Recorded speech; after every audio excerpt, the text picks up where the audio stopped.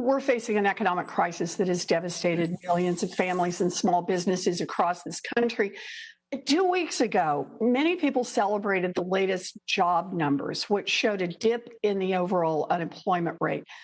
But we're not going to be able to build a successful recovery if we don't understand the scope of the problem. So I wanted to dig into the numbers just a little bit today.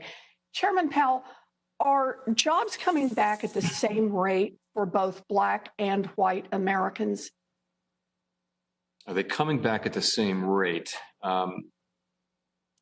No, actually. I think the answer to that is no. I'd want to check that, but I believe that the Black unemployment rate did not come down as much as the white unemployment rate. In fact, Chairman Powell, you might want to look at the numbers. I was going to say, as I understand it, white unemployment fell to 12.4%, while Black unemployment actually rose, ticked up 16.8%. Is that right, Mr. Chairman? You know, the tenths numbers. I would have known that the day after the report, but yes, in principle, right on the direction. Right. That is, it came down for white Americans and it went up slightly for Black Americans. That is correct in the May report. Yeah. So back in March, Congress passed a temporary expansion of the unemployment insurance program. Now we're only a few weeks out from that help just running out. Some people in Congress want to let that help expire. They're saying mission accomplished. So, Mr. Chairman, you noted that the unemployment rate is higher for Black Americans, and now we've just said it's actually increasing. If Congress lets unemployment insurance benefits expire, which families are going to find it hardest to pay their bills, to make rent, or to afford groceries?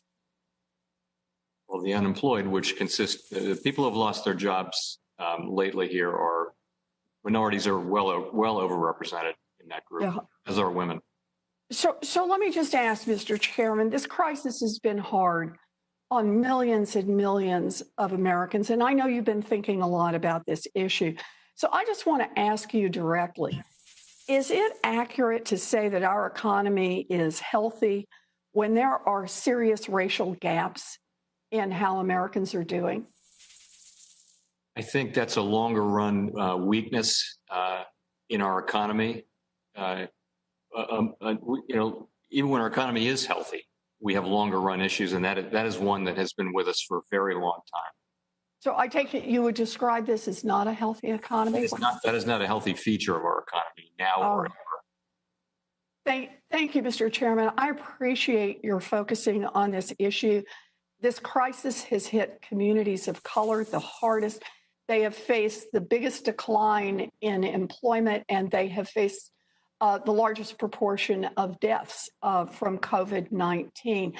The minute jobs start recovering for white Americans, we can't just say that the problem is fixed and start cutting off help for people who are out of work.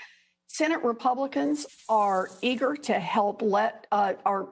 let this help expire when we still have more than 20 million people out of work and the unemployment rate is going up for Black Americans.